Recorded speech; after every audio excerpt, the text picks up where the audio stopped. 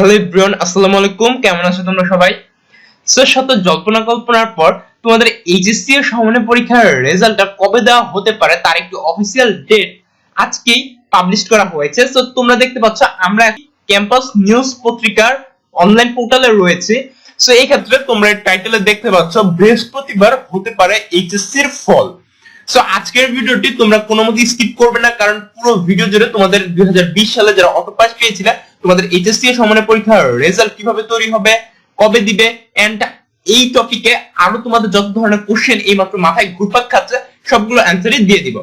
So তোমরা যারা আমাদের এই চ্যানেলে নতুন দর্শক আছো, প্লিজ নিচে দেখো লাল কালারের একটা সাবস্ক্রাইব বাটন আছে, তোমরা জাস্ট সাবস্ক্রাইব বাটনে একটা প্রেস করে এই ভিডিওতে একটু লাইক দিয়ে দাও, কারণ খুব কষ্ট করে তোমাদের জন্য ভিডিওগুলো মেক করা লাগে, কিন্তু তোমাদের কিন্তু এই ভিডিওতে লাইক দিতে 1 সেকেন্ডের সময় লাগবে না। সো সেক্ষেত্রে নতুন ভিডিও বানানোর উৎসাহ দিতে প্লিজ ভিডিওতে একটু লাইক দিয়ে ভিডিওটি দেখা শুরু করে দাও।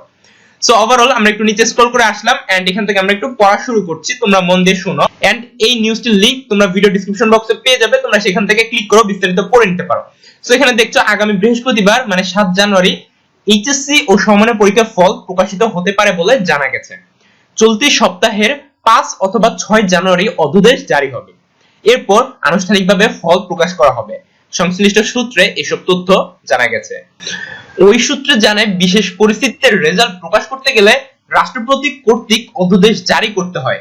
আগামী সোমবার মানে 4 জানুয়ারি শিক্ষামন্ত্রী পরিষদের বৈঠকে অধ্যাদেশ জারির বিষয়টি উপস্থাপিত হবে। সেখান থেকে নথিপত্র রাষ্ট্রপতির কাছে পাঠানো হবে। 5 অথবা 6 জানুয়ারি রাষ্ট্রপতি অধ্যাদেশ জারি করবেন। তখন এইচএসসি ফল প্রকাশে আর কোনো বাধা থাকবে না। শিক্ষামন্ত্রী শেখ হাসিনা সময় পেলে আগামী বৃহস্পতিবার 7 জানুয়ারি ফল প্রকাশ করা হবে।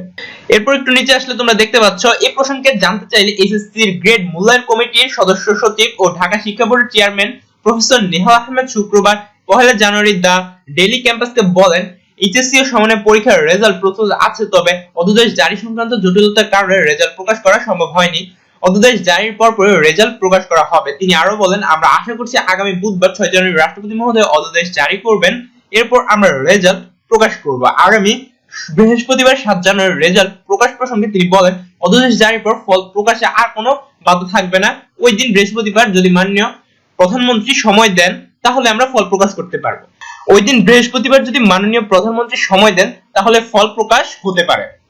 এর আগে গত মঙ্গলবার 29 ডিসেম্বর এক ভার্চুয়াল সংবাদ সম্মেলনে শিক্ষামন্ত্রী ডক্টর দীপুমণি জানান, বিশেষ পরিস্থিতিতে ফল প্রকাশ করতে গেলে আইনি প্রক্রিয়া হিসেবে রাষ্ট্রপতির অধ্যাদেশ জারি করতে হবে। অধ্যাদেশ জারির পর ফল প্রকাশ করা হবে। প্রসঙ্গগত গত 1 এপ্রিল থেকে এইচএসসি ও সমমানের পরীক্ষা শুরুর কথা থাকলেও করোনা সংক্রমণের কারণে সেটি বাতিল করা হয়। শিক্ষার্থীদের বিগত দুটি বোর্ড পরীক্ষার জেএসসি এবং এসএসসি ফলের গড় করে এইচএসসি সমমানের পরীক্ষার ফল দেওয়া হবে। সেক্ষেত্রে জেএসসি জেডিসি ফলাফলকে 25 এবং এইচএসসি ফলকে 75% বিবেচনায় নিয়ে ফল ঘোষণা করা হবে। সো ওভারঅল টোটাল নিউজটি পড়ার পর এটি বলা যাচ্ছে আগামী 6 জানুয়ারি যদি তোমাদের অধ্যাদেশটা জারি হয়ে যায় তাহলে তোমাদের রেজাল্ট প্রকাশ নিয়ে আর কোনো বাধা থাকবে না। অলরেডি তোমাদের রেজাল্টের সকল কাজ শেষ, জাস্ট অধ্যাদেশটা জারি হবে, তাহলেই অনুমতি পেয়ে গেলে সাথে সাথে তোমাদের রেজাল্টটা পাবলিশ করা সম্ভব হবে। সো সেক্ষেত্রে যদি 6 তারিখে তোমাদের অধ্যাদেশটা জারি হয় তাহলে এর পরের দিন আমাদের মাননীয় প্রধানমন্ত্রী শেখ হাসিনা যদি সময় পান তাহলে ওই দিনই তোমাদের এইচএসসি সমমানের পরীক্ষার রেজাল্টটা আল্লাহর রহমতে ইনশাআল্লাহ তোমরা সকলে পেয়ে যাবে। সো এই ক্ষেত্রে ইনশাআল্লাহ তোমাদের এইচএসসি সমমানের পরীক্ষার ফলাফল কবে দেওয়া হবে এই টপিকে আল্লাহ দিল্লাহ এখন পর্যন্ত তোমাদের এই নিউজটি একদম চূড়ান্ত নিউজ। এরপরে যদি আবার আপডেট আসে বা নতুন কোনো আপডেট আসে তাহলে তোমাদের নেক্সট ভিডিওতে আমি সেটি জানিয়ে দেওয়ার চেষ্টা করব। তাছাড়া আরেকটি কথা যেটি তোমাদের জানাতে চাচ্ছিলাম সেটি হচ্ছে যে তোমাদের মানোন্নয়ন তোমরা যারা দিয়েছিলে তোমাদের ফলাফল কিভাবে তৈরি করা হবে। সো আই থিংক এই ভিডিওতে এই বিষয়গুলো অ্যাড করে দিলে ভালো হবে, আর বিস্তারিত ভিডিও ডেসক্রিপশন বক্সে তোমরা পেয়ে যাবে। সো আমি এত বিস্তারিত বলছি না, আমি জাস্ট টুকটাক করে শোনাচ্ছি, তোমরা তাড়াতাড়ি শুনো এন্ড ভিডিও ডেসক্রিপশন বক্স থেকে তোমরা বিস্তারিত দেখে নিও।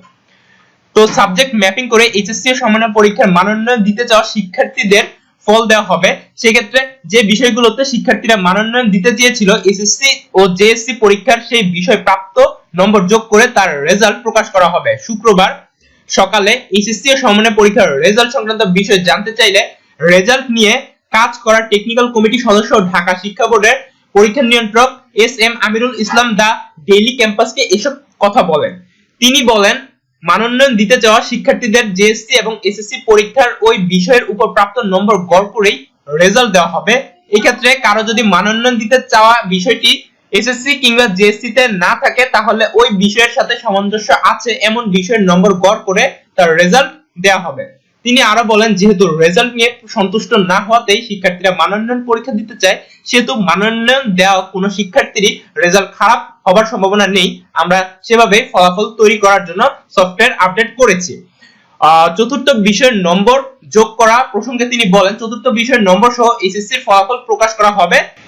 পরীক্ষার্থীদের এসএসসি পরীক্ষাতেও ব্যবহারিক বিষয় ছিল, এসএসসি তে ব্যবহারিক বিষয়গুলোর নম্বর সহ রেজাল্ট প্রকাশ করা হয়েছে। সেই নম্বর অনুযায়ী এসএসসি ও সম্মানের রেজাল্ট দেওয়া হবে। প্রসঙ্গগত গত 1 এপ্রিল থেকে এসএসসি সম্মানের পরীক্ষা শুরু হওয়ার কথা থাকলেও করোনা সংক্রমণের কারণে তা বাতিল হয়। ওই আবিজাবি আগের কথাগুলোই এখানে দেওয়া আছে, জেএসসি থেকে 25 এন্ড এসএসসি থেকে 75%। সো তোমাদের মানোন্নয়ন রেজাল্ট কিভাবে তৈরি হবে সেই বিষয়টা তো তোমরা জানতে পারছো নিশ্চিতভাবে, এন্ড তোমাদের তথ্য বিষয় অ্যাড করা হবে কিনা সেই বিষয়টাও তোমরা জানতে পারছো। আর পাশাপাশি আরেকটা তোমাদের কোশ্চেন থাকে, সেটা হচ্ছে যে বোর্ড চ্যালেঞ্জের সুযোগ কি এবার দেওয়া হবে কিনা। সো এই টপিকে তোমাদের এখনো কোনো ভেরিফাইড নিউজ জানা যায়নি, কারণ তোমরা যদি পরীক্ষা দিতে পারোনি, তো সেক্ষেত্রে তোমাদের যদি রেজাল্ট আশানুরূপ না হয় তাহলে কি বোর্ড চ্যালেঞ্জের কোনো সম্ভাবনা থাকবে কিনা। সেই টপিকে বিস্তারিত কোনো আপডেট আসলে আমি নেক্সট ভিডিওতে সেটি জানিয়ে দিব। তো সে পর্যন্ত সবাই ভালো থাকো, সুস্থ থাকো, আর ভিডিও ডেসক্রিপশন বক্স চেক করো, সেখানে নিউজটির লিংক পেয়ে যাবে। তোমরা সেখান থেকে নিউজটি আরো বিস্তারিত পড়ে নিতে পারো।